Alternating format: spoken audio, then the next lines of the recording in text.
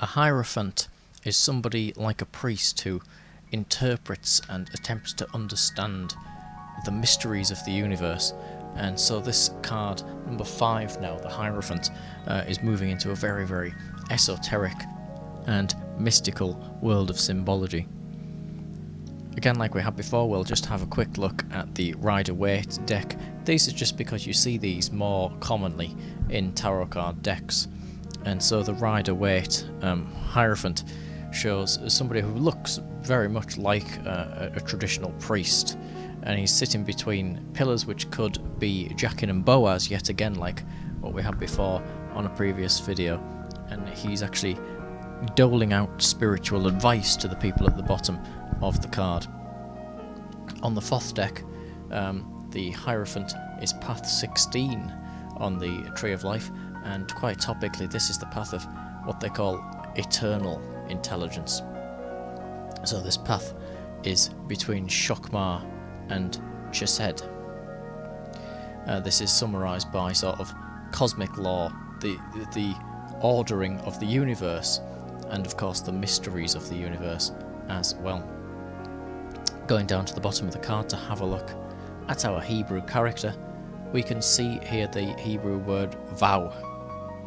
And the vow, as well as being associated with the tetragrammaton, could also be translated into nail.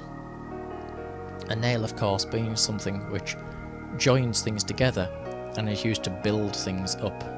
You couldn't build a structure out of wood or build something and join the pieces of wood together without using nails. And so it's a simple esoteric principle. The Hierophant joins the macrocosm with the microcosm. And this could also almost be like the magician's staff. The staff which connects the worlds together is a conduit between the physical and the spiritual. You can also see here at the bottom of the card that he is associated with Taurus. Taurus being a very material and earthly astrological sign. So this could be saying that all these spiritual and esoteric things that we learn, we have to put to use in our physical world.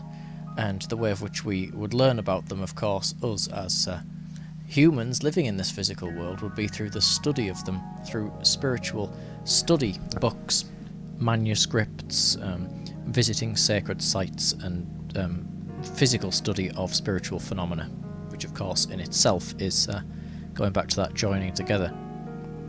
If we have a look at the background of the Hierophant card, it's quite a dark background. It's actually the darkest looking background that we've seen on the cards since the beginning, really. And the dark black background could represent, because of course these are Aleister Crowley Thoth cards, could represent the goddess Nuit. I have a full video on the goddess Nuit if you're interested in her. The lady with stars in her hair, a goddess figure from which all life is born. And Nuit actually comes back into the Thoth deck later, which is how I'm making this association. Nuit comes back in much later in the actual deck. Now you can see here what appears to be a snake and also a bird, which appear to be curling around what looks like a stained glass window. The snake is of course the Kundalini, the serpentine energy which rises up through the chakras and results in enlightenment. The dove is a symbol of peace and of spiritual love and that type of thing. But esoterically, the dove can often represent spirit coming down from the spiritual into the material, whereas the aforementioned Kundalini, of course, is energy coming up from the material into the spiritual. And so the reason these are put together behind the Hierophant here is that they yet again have that linking, the linking of spirit and matter, of form and formlessness.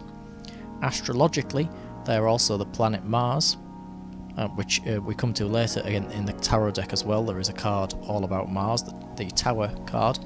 And out of interest, the dove and the snake show up on the Tower card as well, which we will come to later in the series. As well, on this top part of the card, with the dark background representing Nuit or the universe, you can see a series of nails, and there are actually 9 nails in total. Let's take this back to the Tree of Life. Number 9 in the Tree of Life is the 9th Sephiroth, of course, which is Yesod. Yesod being ruled by the moon being associated with Taurus ruling the Hierophant. It's all a circle and all connected. In fact, we will see that coming up time and time again in the card. If you look carefully, you can see that there are lines throughout the card, and if we join up the lines, we will see 3 quite common themes here in the symbols. So you can see a large hexagram which covers the entire card, and you can also see a small pentagram and a larger inverted pentagram. Put together, of course, what do these mean? They mean exactly the same thing that we've had from the beginning of this, the whole joining of macrocosm and microcosm situation once more. The Hierophant is wearing a crown on his head, and this crown could be seen here as the crown of Osiris within ancient Egypt. So that the actual shape of it is very similar to that crown which was said to be worn by Osiris. He's holding a very interesting staff in his hands, and the staff has 3 unique circles coming around it, all joining together. These are said to represent 3 aeons. So there are 3 aeons interlocking and therefore joining together, so they're working independently but also as separate entities, and they are this is connecting it right back to the Aleister Crowley religion of Thelema. They are, of course, if you've read any of that, Isis, Osiris and Horus. The upper ring, which I've marked here, could be Horus, and the other rings, the left being Isis and the right one being Osiris. The reason that I know that this is the positions that they were in is because Crowley actually mentioned this in the Book of Thoth, and also because in Thelema Horus is the most recent of the aeons. It would be sensible to say that the aeon of Horus would be on top of the staff. You'll also notice that the Hierophant is making a sign or a mudra with his hands, in his left hand rather. So he has 2 fingers pointing up and 2 fingers pointing down. This is seen on all esoteric images, some of the most common being the images such as the Magician, which we had right back at the very beginning of this series, and other paintings as well. It's the same thing. It's the drawing down of energy from spirit into material, and the drawing up from material into spirit. In other words, it's creating a bridge between worlds, and so this blessing that he is making is a blessing that passes through all realms of reality. It's a blessing of a bridge between the actual veils of the mysteries of existence, its very self. Now you'll see that around the Hierophant are various animal symbols, the largest and most obvious of these being the bull. The bull quite clearly is a symbol of Taurus, which we've mentioned before, and so it's because this is like the biggest and most obviously seen of the animals on here. It is a grounding. It's bringing him. He's physically in the earth vibration. He's not sort of all airy-fairy and not interacting with the physical world. He's very much grounded within the physical world that we actually live on. You can also see elephants around the outside of the card. These have been associated with Taurus over the ages as well. It can also be a symbol of the things in the material world that we often hold quite dear to us, such as strength and vitality of life and, of course, longevity. Now we can also see down at the bottom of the Hierophant a rather wonderful image of a goddess, and this is the goddess Isis. And she is holding a sword, and the sword is drawn down the middle of her body, which is actually going between her legs, and a ray of light is coming down and crossing over in the area of which would be her womb. And so this represents fertility, and the sword could represent the male aspect, which would be the Hierophant. So it could be a phallic symbol in that respect. And in her hand she's holding a bow, and this bow is a crescent moon. This is the bow of Artemis, which we've seen previously in the Thoth deck with the Priestess card number 2. She is the coming of the new age, the birth of a new realm. In Thelemic terms, she is the new Aeon, of which was foretold to have come the new Aeon of Horus.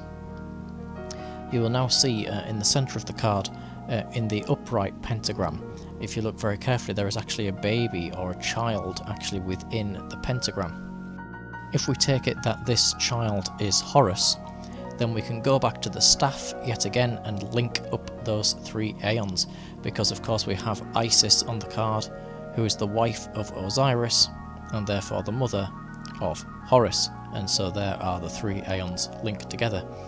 The child looks quite happy. It looks like it's almost dancing along or sort of playing.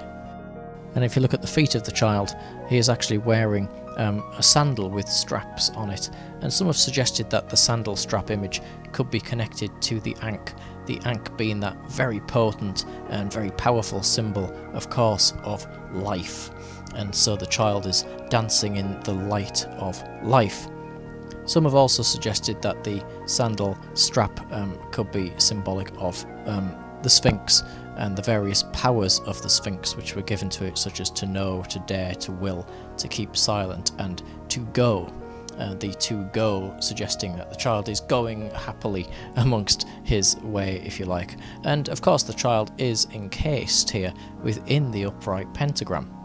And so Horus within the pentagram implies the image that we've seen many times if we've studied Hermeticism, of what is known as the golden ratio, the perfect proportions of life and beauty and wonder, and hence a harmony of the universe. And so this new child, of which has been birthed through this linking of microcosm and macrocosm, is dancing and free and happy because he's not restrained by a slavery of the mind of any type, and this could be through culture, through society, or through religious boundaries, because this Hierophant understands things on a much higher level than that. He has brought this spirit down into the world through knowledge which is greatly different from that of which we are taught in the mainstream, and so the child is free and is surrounded, as you can see, completely in light rather than in darkness. He is also a child very much in the centre of the card, and so in the centre of the world. And if we look in each 4 corner of the card, we can see symbols in faces representing different astrological signs of the universe. In the bottom right we have Leo, moving to the bottom left Taurus again, up to the top left we have Scorpio, and finishing in the top right with Aquarius. And so we have a great continuation there and a great astrological meaning to the card. And so if you draw the Thoth Hierophant in your tarot reading, it could mean a great deal of things, from physical fatherhood or marriage down to listening to the traditional teachings of religions and of spiritual traditions and learning all about them, both within their dogma and culture and without it, in order to get a full understanding of it, which encompasses not just a small section of knowledge, but a knowledge which encompasses the entire universe.